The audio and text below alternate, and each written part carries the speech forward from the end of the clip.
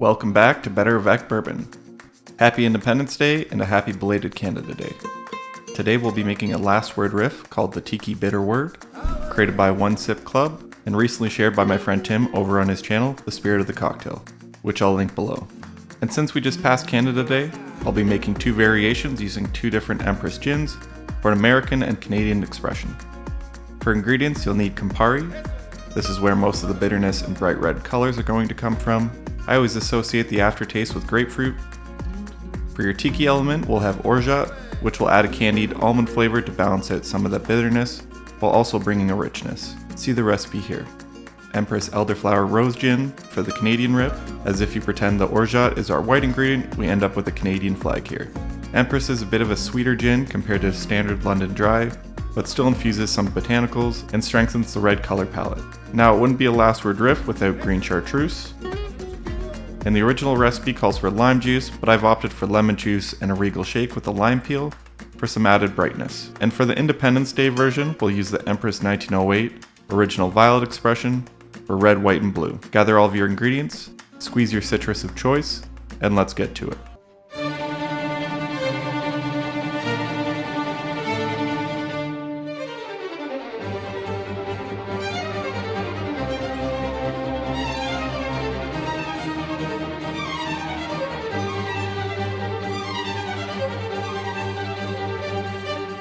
Starting off, gather your bar mat and work on getting ice cold cubes. I like to add ice and set them to the side or in the fridge. Get a cocktail tin, a jigger with a 3/4 ounce measurement, and start by adding 3/4 of an ounce of Orgeat,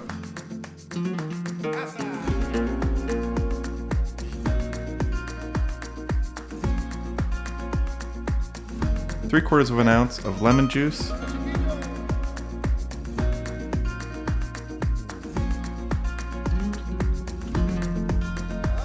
three-quarters of an ounce of green chartreuse,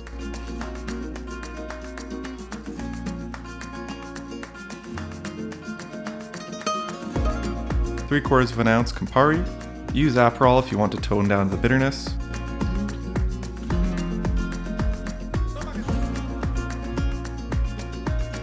Three-quarters of an ounce of London Dry gin or fancy colorful gin like Empress.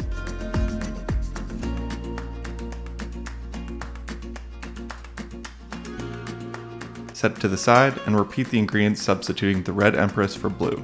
Get a clean tin, clean your jigger, and measure 3/4 of an ounce of Orgeat,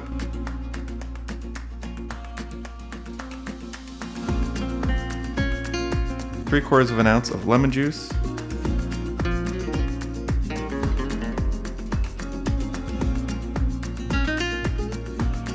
three-quarters of an ounce of green chartreuse,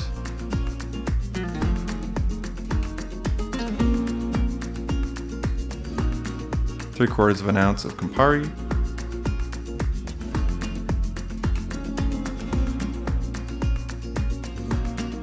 three-quarters of an ounce of your chosen gin,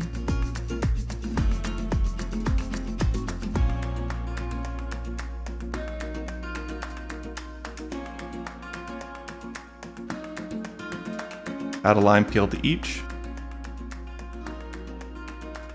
add a scoop of ice to each, shake for 12 seconds, and strain into your chilled coupe.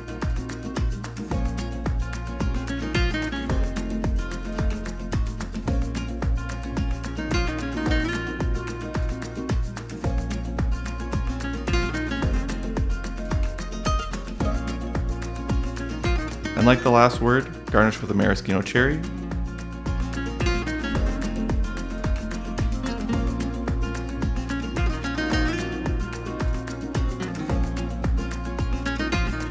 And there you have the red, white, and blue Tiki Bitter Word.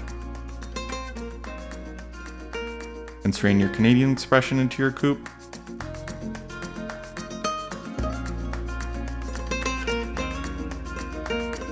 Garnish with a maraschino cherry.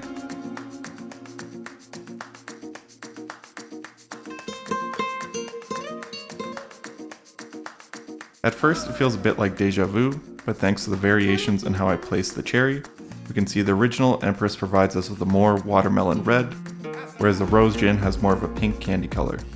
For taste, the Rose Gin version is nutty, citrusy, herbal, and definitely bitter. A bit of a sleeper as you start with a candied almond flavor and end with a classic Campari bitterness. No distinctive elderflower flavor, but it's generally a pretty subtle ingredient. Over time, the elderflower and sweetness brightens more, likely from the maraschino cherry bleeding into the drink, with a bitter Campari undertone coated with the sweet almond. I really grew to enjoy it. For the violet version, it's a bit more balanced. The orgeat and the citrus taste more pronounced, and the gin seems to better balance the Campari flavors.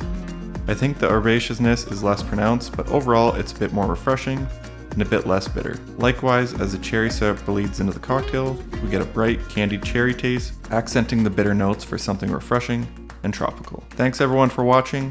Do you have a favorite tropical bitter cocktail? Let me know in the comments down below.